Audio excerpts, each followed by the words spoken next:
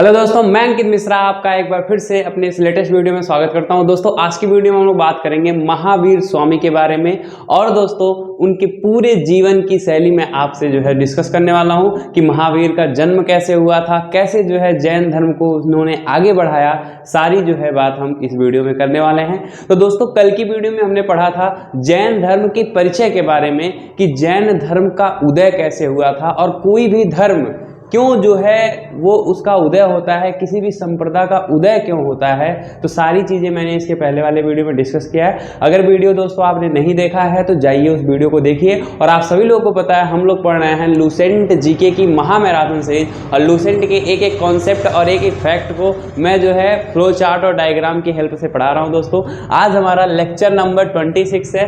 मैं 25 वीडियो जो है ऑलरेडी अपलोड कर चुका हूँ अपने चैनल पे, तो अगर आप नहीं देखते आ रहे हैं तो जाइए जरूर जो है इस चैनल को विजिट करिए और देखिए। तो चलिए दोस्तों टाइम को बर्बाद ना करते हुए हम इस वीडियो को स्टार्ट करते हैं और आज हम लोग पढ़ते हैं महावीर स्वामी के पूरे संपूर्ण जीवन के बारे में, एक एक चीज को स्टडी करते हैं। और दोस्तों आज की जो क्लास है वो एकदम बिल्कुल कहानी की तरह होने वाली है। तो कहानी की तरह आपके दिमाग में फ्लो चार्ट बनता जाएगा और कहानी की तरह आप सारी चीजों को जो है अपने दिमाग में स्टोर कर पाएंगे, तो बहुत ही मजा आएगा दोस्तों। तो वीडियो के अंत तक बने रहिएगा, आपको महावीर के जन्म की मैं पूरी कहानी आपको सुनाता हूं, ठीक है। तो सबसे पहले दोस्तों आपको याद रखना है कि जो महावीर स्वामी हैं वो 24th जो है तीर्थकार थे, किसके, जैन धर्म के, और सबसे अंतिम तीर्थकार थे।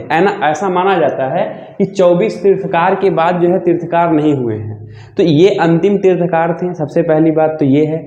और महावीर स्वामी इतना इंपॉर्टेंट क्यों है, इतने सारे तीर्थकार थे उनके बारे में हमने अध्ययन नहीं किया। हमने सिर्फ इसके पहले वाले वीडियो में पार्श्वनाथ के बारे में अध्ययन किया। उन्होंने 4 शिक्षाएं दी थी, इसलिए वो बहुत इंपॉर्टेंट थे।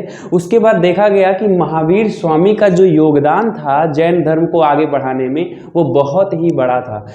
जो महावीर स्वामी थे दोस्तों वो जैन धर्म को बहुत ही आगे तक लेकर के गए हैं। और इन्होंने जो है मोक्ष कैसे प्राप्ति होगी, ब्रह्मचर्य का भी जो है एक ज्ञान दिया है। और ये कहते हैं कि हमें पंच महाव्रत की जो है क्या करनी पड़ेगी, जो है पालन करना पड़ेगा। तो पंच महाव्रत कौन कौन से होते हैं उसको भी मैं आपको डिस्कस करूंगा। और ये कहते हैं दोस्तों कि हमें जो है ईश्वर पे भरोसा नहीं करना चाहिए, ईश्वर जो है होता ही नहीं है, ऐसा ये कहते हैं। हमें कहते हैं कि आत्मा को अगर जो है आप चाहते हैं कि ये पुनर्जन्म ना ले तो इसको खूब जो है आप क्या करिए, दुख दीजिए। ये सारी कहानी मैं डिस्कस करूंगा दोस्तों। सबसे पहला पॉइंट आप याद यही रखेंगे कि जैन धर्म के 24वें एवं अंतिम तीर्थकार थे महावीर स्वामी। इनका जन्म दोस्तों 540 BC, 540 ईसा पूर्व, यानी कि आज से अगर समय देखा जाए तो आज 2022 चल रहा है आपका, तो 2022 में 540 और ऐड करेंगे तो करीब नियर अबाउट दोस्तों 2600 साल पहले इनका जन्म हुआ था। तो आप समझ सकते होंगे कि बीसी का मतलब क्या होता है, यानी कि जो भी साल चल रहा है उसमें आप ऐड करेंगे तो 2600 साल पहले इनका जन्म हुआ था। और कहाँ पे हुआ था दोस्तों, कुंडग्राम वैशाली। तो हमने जब पढ़ा महाजनपदों का उदय तो हमने एक जो है जनपद पढ़ा वैशाली। तो वैशाली में एक गांव था कुंडग्राम, वहां पे इनका जन्म हुआ था और ये इस समय बिहार में पड़ता है। तो ये चीज आप याद रखेंगे दोस्तों। उसके बाद इनके पिता जो थे ना वो सिद्धार्थ थे, इनके पिता का नाम सिद्धार्थ था और ये ज्ञात्रिक कुल के सरदार थे। और इनकी माता जो है वो त्रिशला थी, ये लिच्छवी राजा, तो लिच्छवी एक राज्य हुआ करता था दोस्तों, उसकी राजा हुआ करते थे जिनका नाम चेटक था और ये चेटक की बहन थी। तो एक चीज आप नोटिस करिएगा कि ये जो है आपके हल्के परिवार से नहीं है, ये बहुत ही जो है राजा महाराजा के परिवार से जो है बिलोंग करते हैं, ठीक है दोस्तों। तो आप देखेंगे कि इनके पिता सिद्धार्थ हैं जो कि ज्ञात्रिक कुल के सरदार हैं, और इनकी जो माता है वो त्रिशला हैं जो कि लिच्छवी राजा की, जो लिच्छवी राजा थे चेटक, उनकी बहन थी, ठीक है। उसके बाद दोस्तों इनके बचपन का नाम दोस्तों वर्धमान था। तो पहले महावीर इनको नहीं कहा जाता था, तो उनको जब ज्ञान की प्राप्ति हुई तब ना महावीर कहा जाने लगा। पहले इनको वर्धमान कहते थे, इनका नाम जो है घर का वर्धमान था। और इनकी भाई शादी हुई। अब कोई भी है, अगर कोई लड़का है तो धीरे धीरे जब उसका उम्र होगा तो शादी तो होनी निश्चित ही है। तो इनकी भी शादी हुई। इनकी पत्नी का नाम यशोदा था। क्या नाम था दोस्तों, पत्नी, हमने एरो बना के लिखा। और इस तरह से सिस्टमैटिक तरीके से अगर आप भी लिखेंगे तो चीज़ें आपको भी बहुत ही अच्छे तरीके से याद होंगी, ठीक है। तो बचपन का नाम उनका वर्धमान था और उनकी पत्नी का नाम यशोदा था, तो आप डैश करके लिखेंगे। और अब देखिए वर्धमान हो गए और यशोदा हो गई। तो ये पति और ये पत्नी। अब पति और पत्नी के बेटे होंगे, तो इनके बेटे नहीं हुए थे, इनकी क्या हुई थी, एक पुत्री हुई थी जिसका नाम क्या था दोस्तों, प्रियदर्शनी था। और प्रियदर्शनी का शादी किससे हुआ था, जामिल से। तो इनके पूरे खानदान की बात जो है हम लोग कर चुके कि महावीर स्वामी के पापा का क्या नाम था, महावीर स्वामी के मम्मी का क्या नाम था, महावीर स्वामी के बेटी का क्या नाम था, और उनके जो दामाद थे उनका नाम था जामिल। तो ये क्या थे, इनके दामाद थे। तो आप यहाँ डैश करके लिख सकते हैं, आप समझ रहे होंगे। तो ये दामाद थी इनकी। तो ये था खानदान की बात। आपसे पूछा जाता है दोस्तों कि महावीर स्वामी की मम्मी का क्या नाम था, माता जी का क्या नाम था। मम्मी नहीं पूछेगा, क्या पूछा जाएगा कि महावीर स्वामी की माता जी का क्या नाम था, उनकी बेटी थी, उनका शादी किससे हुआ था। ये सारी चीज़ें पूछी जाती है इसलिए क्योंकि महावीर स्वामी का बहुत बड़ा योगदान है जैन धर्म में, और जैन धर्म में महावीर स्वामी से रिलेटेड क्वेश्चन पूछा ही जाता है। तो ये सारी चीज़ें आपको पता होनी चाहिए। और अब दोस्तों हम बात करेंगे कि अब ये जो है बड़े हो चुके थे, इनकी उम्र 30 साल हो चुकी थी, और 30 साल में इन्होंने क्या किया, संन्यास लिया। कैसे लिया संन्यास, वो सारी चीज़ें कहानी डिस्कस करेंगे। तो ये कहानी आपको समझ में आई होगी कि महावीर का जन्म कुंडग्राम में हो रहा है, वैशाली में। और धीरे धीरे इनके बारे में हमने स्टडी किया कि इनके पापा का नाम ये है, इनकी मम्मी का नाम ये है, बेटी ये है, और दामाद इनका ये है। अब दोस्तों हम बात करेंगे कि ये संन्यास जब लिए तो किससे जो है परमिशन लिए, क्या क्या चीज़ें होने वाली है। इनके माता पिता मर जाते हैं तो ये अपने भाई से परमिशन लेते हैं। तो उसको मैं नोट करता हूँ, इसका पहले आप स्क्रीनशॉट लीजिए, देन हम उसको बात करते हैं। हाँ, तो अब हम बात करते हैं दोस्तों कि जो है इनका सन्यासी जो जीवन था वो किस तरह से था। दोस्तों महावीर स्वामी का जन्म जो है हो चुका है, कहाँ पे, कुंडनग्राम में। अब कहानी सुनिएगा ध्यान से दोस्तों। महावीर स्वामी जो थे या फिर कोई भी विद्वान जो बहुत पहले के हुए हैं, वो क्या ले लेते थे, सन्यास ले लेते थे। सन्यास लेने का दोस्तों दो कारण था। अगर कोई भी व्यक्ति सन्यास ले रहा है तो उसके पीछे जो है दो रीजन है, या तो वह सत्य की खोज करना चाहता है, या तो दोस्तों वो जो है आपका दुख में है, उसके पास पैसा नहीं है तो सन्यासी बनेगा। लेकिन जो महावीर स्वामी थे दोस्तों, वो बहुत ही बड़े घर के थे। वो एक राजा के बेटे थे, और राजा के बेटे को मतलब फाइनेंशियल तो कोई दिक्कत नहीं होने वाली है। तो इसका मतलब ये है दोस्तों कि जो महावीर स्वामी हैं वो सत्य की खोज के लिए इन्होंने क्या लिया, सन्यास लिया। और दोस्तों 30 साल के हो चुके हैं महावीर स्वामी, और 30 साल में इनके माता पिता जो है, इनका देहांत हो गया है माता पिता के। तो ये अनुमति जो है किससे लेते हैं सन्यास का, अपने बड़े भाई नंदीवर्मन से। तो दोस्तों क्वेश्चन भी पूछा जाता है कि जो महावीर स्वामी हैं वो सन्यास लेने का जो अनुमति लिया था वो किसी लिया था, तो अपने बड़े भाई नंदीवर्मन से लिया था। तो वो जाते हैं अपने बड़े भैया के पास, कहते हैं भैया हम जो है सत्य की खोज करना चाहते हैं, मुझे सन्यासी बनना है, मुझे अनुमति दीजिए। तो उनके जो है भैया कहते हैं अच्छा ठीक है, जाओ तुम जो है अनुमति है, और जाके सन्यासी बनो और जो है सत्य का मार्ग दिखाओ। अब दोस्तों जो लोग सन्यासी बनते हैं उन्हें तुरंत ही नहीं ज्ञान की प्राप्ति होती है, उनको जो है बहुत ही संघर्ष करना पड़ता है, बहुत ही तपस्या करना पड़ता है। तो दोस्तों महावीर स्वामी जो है 12 वर्ष की तपस्या की है। दोस्तों देखिए लूसेंट में इस तरह से आपको लिखा हुआ नहीं मिलेगा, और इस तरह से कंटेंट बनाने में मुझे बहुत मेहनत लगती है। मैं एक वीडियो बनाने में दोस्तों कम से कम 4 से 5 घंटा जो है इसको इस तरह से नोट्स बनाता हूँ, पहले पढ़ता हूँ लूसेंट को, उसके बाद उसको डिकोड करता हूँ कि किस तरह से आपको दूँ, फिर मैं जो है इसका हिंदी को इंग्लिश में ट्रांसलेट करता हूँ गूगल ट्रांसलेटर से। तो सारी चीज़ें करने में बहुत ही मेहनत लगती है दोस्तों। तो वीडियो अच्छी लग रही हो तो प्लीज़ इसे लाइक करिए और लोगों के साथ सपोर्ट करिए, और मुझे एक दिन ज़रूर पता है कि ये वीडियो जो है हाईलाइट तो होगी ही होगी। ठीक है दोस्तों, तो चलिए समझते हैं इसको कि एकदम देखिए फ्लो चार्ट से लिखा हुआ है कि इनका जो सन्यास था या इनका जो रिनुक्लेशन था वो 30 वर्ष की एज में हुआ था। अनुमति ये किससे लिए थे, अपने बड़े भाई नंदीवर्मन से लिए थे। तो आई होप ये क्लियर हो गया होगा। और 12 वर्ष की कठोर तपस्या के बाद इनको सुप्रीम नॉलेज की क्या हुई, गेन हुई। इनको जो है बहुत ही ज्ञान प्राप्त हुआ। ज्ञान का बोध कब होता है दोस्तों, 12 वर्ष के बाद, यानी कि आपका 42 वर्ष की उम्र में इनको ज्ञान की प्राप्ति होती है। तो ध्यान से देखिएगा दोस्तों कि 12 वर्ष की तपस्या की। अब आपसे ये पूछा जाएगा कि महावीर स्वामी को ज्ञान की प्राप्ति हुई कहाँ आखिर, तो महावीर स्वामी तपस्या करने कहाँ गए थे दोस्तों। तो याद रखेंगे महावीर स्वामी जब अनुमति लिए अपने भाई से तो ये तपस्या करने के लिए एक जाम्ब्रिक नाम का गांव था जो कि बिहार में पड़ता है, और वहाँ पे रिजुपालिका नदी है। कौन सी नदी है दोस्तों, रिजुपालिका नदी के किनारे एक सैल का वृक्ष था, वहीं पे बैठ के ये 12 वर्ष तक जो है दोस्तों इस मुद्रा में तपस्या किए थे। तो तपस्या करने के बाद इनको सुप्रीम नॉलेज मिलता है, और नॉलेज मिलने के बाद अब ये क्या करेंगे, अब ये उपदेश देना स्टार्ट करेंगे। ठीक है दोस्तों, तो देखिएगा ध्यान से कि इनको ज्ञान की प्राप्ति जो है वो किस नदी के किनारे हुई थी, ऋजुपालिका नदी पर। ग्राम जो है वो जम्बरिक ग्राम है, और वृक्ष जो है वो साल का वृक्ष है।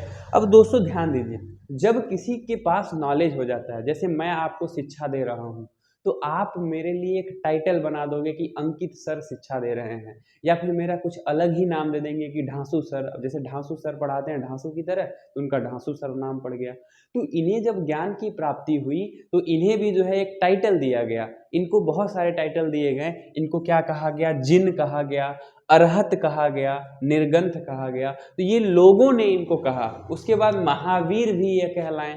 तो सारी चीजें कैसे हुई, जब इनको ज्ञान की प्राप्ति हुई, जब ये उपदेश देना स्टार्ट किए, तो लोगों ने इनके लिए क्या दिया, टाइटल दिया। तो जिन का मतलब होता है दोस्तों विजेता।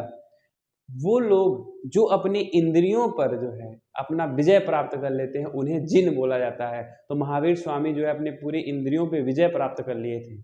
तो जो अपने इंद्रियों पर कंट्रोल कर सकता है उसे हम क्या कहते हैं, जिन कहते हैं। अरहत जो पूजनीय हो, तो लोग इनकी पूजा करने लगे, तो इनको अरहत भी बोला गया। उसके बाद दोस्तों निर्गंथ जो बंधनहीन हो, जो किसी के जो है अंडर में ना रहता हो, जो अपने मन का मालिक हो, जो अपने मन की सुनता हो, उसको हम क्या बोलते हैं, उसको निर्गंथ बोलते हैं। और आगे चल के आपको मिलेगा कि निर्गंथ ही जितने उनके अनुयायी थे सबका एक क्या बन गया, सबको निर्गंथ ही बोला जाता था, कि कोई किसी के बंधन में नहीं रहता था। सब लोग अपने आप का सुनते थे, अपने मन का सुनते थे, और जो है महावीर स्वामी कहते थे वो सारी बात वो लोग मानते थे। तो धर्म का धीरे धीरे प्रचलन हो रहा है। अब ये क्या करेंगे, उपदेश देना स्टार्ट करेंगे। तो पूछा जाएगा दोस्तों आपसे कि सबसे पहला उपदेश इन्होंने कहाँ दिया, और जो इसको उपदेश देते थे वो सारे लोग अनुयायी हो जाते थे इनके, उनको क्या कहा जाता था। ये सारी चीजें भी मैं डायग्राम से लिखता हूँ, इसका स्क्रीनशॉट लीजिए और अच्छे से जो है इसको नोट करिए। हाँ तो दोस्तों अब हम देखते हैं कि महावीर स्वामी को जो है सुप्रीम नॉलेज की जो है प्राप्ति हो गई है। अब दोस्तों ये क्या करेंगे, अब ये उपदेश देना स्टार्ट करेंगे। तो सबसे प्रथम उपदेश दोस्तों ये कहाँ दिए थे, फर्स्ट शर्मन जो है वो राजगीर में दिए थे, जो कि बिहार में पड़ता है, और ये बितुला चाल पहाड़ी है, उसी इलाके में पड़ता है राजगीर। तो सबसे पहला उपदेश जो महावीर स्वामी ने दिया था वो कहाँ दिया था, राजगीर में दोस्तों। तो ये बहुत ही इंपॉर्टेंट क्वेश्चन है, एज पॉइंट ऑफ व्यू जो है किसी भी कंपटीशन एग्जाम को ले लीजिए, आपसे पूछ दिया जाता है कि महावीर ने सबसे प्रथम उपदेश जो है वो किस जगह दिया, तो आप याद रखेंगे राजगीर, जो कि बिहार में है, और बतुला चाल जो है पहाड़ी के आसपास पड़ता है। ठीक है दोस्तों, और जो देने का जो भाषा था उनका वो प्रकृत भाषा था, या फिर अर्ध मगधी भाषा था। उस समय मगध हुआ करता था राज, तो वहाँ पे एक मगधी भाषा बोली जाती थी, अर्ध मगधी। तो इनको ज्ञान की प्राप्ति हुई, ये उपदेश देने लगे।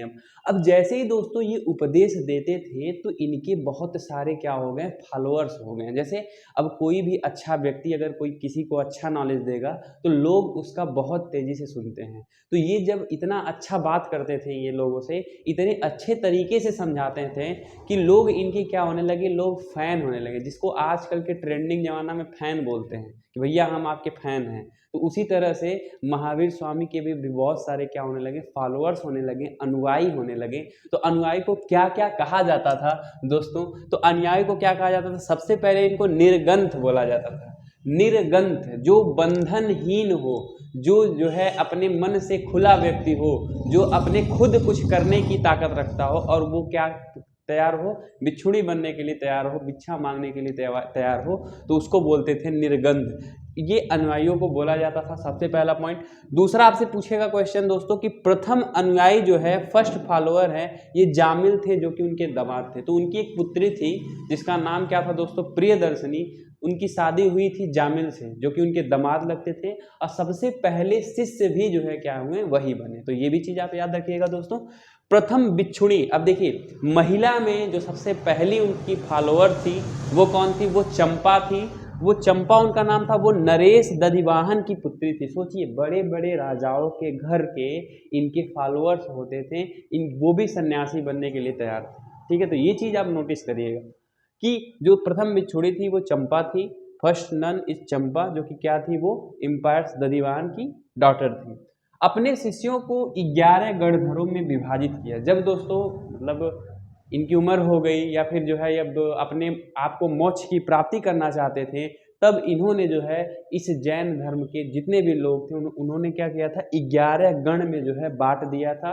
उसी हिसाब से लोग वो क्या करते थे, डिस्पर्स करते थे, फॉलोइंग करते थे। महावीर के बाद प्रथम उपदेशक आर्य सुधर्मा बने। दोस्तों जब महावीर की मृत्यु हो गई उसके बाद जो है प्रथम उपदेश कौन दिया था, मतलब प्रथम उपदेशक बने रहे आर्य सुधर्मा। तो बहुत दिनों तक जो है आर्य सुधर्मा ने भी क्या किया, उपदेश दिया। यानी कि जो हेड बोला जाता है, जैसे महावीर स्वामी हेड थे, उनकी जैसे ही मृत्यु हुई तो उनके बाद जो है जो हेड बना वो कौन था, वो था आर्य सुधर्मा। तो याद रखिएगा ये भी चीज। और दोस्तों हमारे महान जो है बहुत ही विद्वान तेजस्वी महावीर स्वामी का जो मृत्यु होता है दोस्तों, वो कब होता है, वो 468 बीसी में पावापुरी में होता है। और पावापुरी जो है दोस्तों राजगीर बिहार में है। ठीक है, तो आपसे ये भी पूछा जाएगा कि इन्होंने सबसे अंतिम उपदेश कहाँ दिया, तो अंतिम उपदेश पावापुरी में दिया। और पावापुरी में उपदेश देते ही इनको मोक्ष की क्या हो गई, प्राप्ति हो गई। तो आई होप दोस्तों ये क्लियर हो गया होगा कि किस तरह से जो है हम जैन धर्म में महावीर स्वामी के लाइफ के बारे में स्टडी कर रहे हैं। अब दोस्तों जैन धर्म में जब महावीर स्वामी ने क्या किया, जैन धर्म को बहुत आगे बढ़ाया, तो इनकी कुछ विशेषताएं भी थी। तो जैन धर्म की क्या क्या विशेषताएं रही हैं, कैरेक्टरिस्टिक्स क्या है जैन धर्म की, उसके बारे में हम बात करते हैं। और धीरे धीरे जैन धर्म के सारे पोस्टमार्टम हम करेंगे। दोस्तों जैन धर्म की एक और वीडियो आएगी जिसमें जैन धर्म का मैं टोटल जो है क्या कर दूंगा, खात्मा कर दूंगा। तो अब डालिएगा दोस्तों हेडिंग जैन धर्म की विशेषताएं, कैरेक्टरिस्टिक्स ऑफ जैनिज्म। इसका आप स्क्रीनशॉट जो है दोस्तों ले लीजिए। हाँ तो दोस्तों अब हम लोग बात कर लेते हैं जैन धर्म की विशेषता के बारे में, कैरेक्टरिस्टिक्स ऑफ जैनिज्म के बारे में, कि जैन धर्म के लोग किसकी पूजा करते थे, ईश्वर को मानते थे कि नहीं मानते थे, और दोस्तों उस समय के लोग जो है वो आत्मा वगैरह पे विश्वास करते थे कि नहीं करते थे। तो आप इन सारी चीज़ों के बारे में लिखा हुआ है, एक बार अच्छे से पढ़ेंगे तो सारी चीज़ें आपको याद हो जाएंगी। दोस्तों आप ये मत सोचिएगा कि मैं जो है बोर्ड पे पहले से ही लिख देता हूँ, क्योंकि लिखने में दोस्तों काफ़ी टाइम लगेगा, तो वीडियो का लेंथ और भी जो है बहुत बड़ा हो जाएगा। और मैं सोचता हूँ कि कम से कम ज़्यादा से ज़्यादा 20 मिनट की वीडियो रहे और 20 मिनट में आपको मैं एक टॉपिक जो है आपको समझा दूँ। तो इसीलिए मैंने जैन धर्म का चाहता तो 1 घंटे की वीडियो लाता और सारे जो है जैन धर्म को ख़त्म कर देता, लेकिन 20-20 मिनट के 3 वीडियो रहेंगे तो आपको बोरियत भी नहीं फील होगा और चीज़ें जो है आसानी से क्लियर हो जाएंगी। तो चलिए देखते हैं जैन धर्म की विशेषता के बारे में।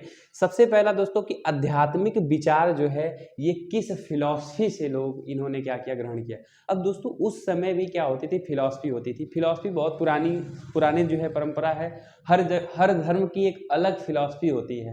तो जैन धर्म में जो आध्यात्मिक विचार लोगों को मिला है, स्पिरिचुअल थॉट जो मिले हैं, वो किस जो है दर्शन से मिले हैं, वो सांख्य दर्शन से मिले हैं। तो आप याद रखिएगा सांख्य फिलॉसफी से जो है स्पिरिचुअल थॉट जो है ऑब्टेन किए हैं जितने भी जो है इनके अनुयायी हैं महावीर के। ठीक है, तो आप यहाँ से चीजें पढ़ सकते हैं। अच्छा, ईश्वर को नहीं मानते थे, गॉड इज नॉट रिकॉग्नाइज। तो उस समय में दोस्तों जो गॉड थे वो नॉट रिकॉग्नाइज्ड थे, यानी कि गॉड को जानने वाला कोई नहीं था, गॉड को लोग मानते ही नहीं थे। कोई मंदिर कोई मस्जिद नहीं हुआ करता था उस समय, सिर्फ आत्मा को माना जाता था। लिखा हुआ है दोस्तों कि सिर्फ आत्मा को मानते थे, और ऐसा कहा जाता था कि आत्मा को जितना तड़पाओगे, जितना उसे दर्द मिलेगा, वो दोबारा जन्म नहीं लेगी। तो ऐसे में वो लोग बहुत ही कठोर तपस्या करते थे, मोक्ष प्राप्ति के लिए सब कुछ त्याग देते थे, खाना पीना सब कुछ त्याग देते थे, ताकि जो है आत्मा खूब तड़पे और जो है उनको जा करके आराम मिले। और आप आगे चल के देखेंगे भी, जो इसके बाद वाला वीडियो आएगा उसमें जो है 2 भागों में बढ़ जाएगा जैन धर्म। एक लोग ऐसे होंगे जो वस्त्र पहनेंगे और एक लोग होंगे कि वह बिना वस्त्र के घूमेंगे। तो वो मानते हैं कि भैया ठंडी लग रही है तो रजाई नहीं ओढ़ना है, गर्मी लग रही है तो एसी में नहीं जाना है, अपने आत्मा को आराम मत दीजिए, चाहे ठंडी हो चाहे गर्मी हो, कोई भी कपड़ा न पहनिए। सीधा सा मतलब उनका था। तो अपने बॉडी को वो बहुत ही तंग किया करते थे ताकि आत्मा फिर से इस बॉडी में जन्म ना ले। तो ऐसी चीज़ें हैं, आगे वाले वीडियो में पूरी कहानी है ना, इसके अगले वीडियो में सारी चीज़ें आपको समझ में आएंगी। ठीक है, तो अभी समझिएगा दोस्तों कि पुनर्जन्म एवं कर्मवाद पे विश्वास करते थे, ये बिलीफ इन रीबर्थ एंड कर्मिज्म। तो ये क्या सोचते थे कि पुनर्जन्म होगा इंसान का, और जब खूब आत्मा जो है परेशान रहेगी तो पुनर्जन्म नहीं होगा। तो ऐसा चीज़ें हैं, मैं इसी बाद वाले वीडियो में सारी चीज़ें बात करूंगा। जैन धर्म के 3 रत्न हुआ करते थे दोस्तों, राइट नॉलेज, राइट फेथ और राइट कंडक्ट। कहते थे महावीर स्वामी, अगर आप जो है आपके पास एक अच्छा ज्ञान है, आपके पास एक अच्छा आचरण है और आपके पास एक अच्छा विश्वास है, तो आप अपने इंद्रियों को जीत सकते हैं, आप किसी भी चीज़ में विजय प्राप्त कर सकते हैं। और उसको पाने के लिए, तीनों चीज़ें पाने के लिए पंच महाव्रत हुआ करता था। तो इसे प्राप्त हेतु 5 महाव्रत थे दोस्तों। अहिंसा, सत्य, अस्तेय, अपरिग्रह और ब्रह्मचर्य। अहिंसा मतलब हिंसा नहीं करना, किसी को मारना और पीटना नहीं है। सत्य मतलब ऑलवेज स्पीक ट्रूथ, यानी कि हमेशा जो है सत्य बोलना है। अस्तेय मतलब दोस्तों चोरी नहीं करना है, नॉन स्टीलिंग, तो अस्तेय मतलब चोरी नहीं करना है। अपरिग्रह मतलब नॉट स्टोर मैनी जो है वेल्थ, आपको धन को इकट्ठा नहीं करना है, तो इकट्ठा धन नहीं करना है, उसको अपरिग्रह बोलते हैं। ब्रह्मचर्य मतलब आप जो है जो भी चीज़ें इस मोह माया में हैं, जो दुनिया में चल रहा है, तो ये इन सभी चीज़ों से दूर रहना ही क्या है, ब्रह्मचर्य है। ठीक है, तो अगर ये 5 महाव्रत आप धारण कर लेते हैं तो आपको एक राइट नॉलेज मिलेगा, आपको एक राइट फैथ मिलेगा और राइट कंडक्ट मिलेगा। तो ये इनके त्रिरत्न थे और ये इनके पंच महाव्रत थे। और दोस्तों एक और जो है इनकी जो है विशेषता थी कि ये जो है आपके सप्ती ग्रंथ पे विश्वास करते थे। मतलब एकांतवादी, जो इन्होंने कहा है कि जो ये दुनिया है ना, वो कई विचार वाली दुनिया है, लोग कुछ और कहते हैं, करते कुछ और हैं। तो एक विशेषता और भी है, उसको भी आप जो है देख लीजिएगा, उसमें जो है एकांतवादी नाम से विशेषता है। ठीक है, तो आई होप दोस्तों ये जैन धर्म आपको क्लियर हो गया होगा। जैन धर्म में अभी एक पार्ट और आएगा कि जैन धर्म का विभाजन। आप सुने होंगे कि जैन धर्म को 2 भागों में बांटा गया था, दिगंबर और श्वेतांबर। तो दिगंबर वो लोग होते थे जो वस्त्र धारण नहीं करते थे, और श्वेतांबर वो होते थे जो वस्त्र जो है धारण करते थे।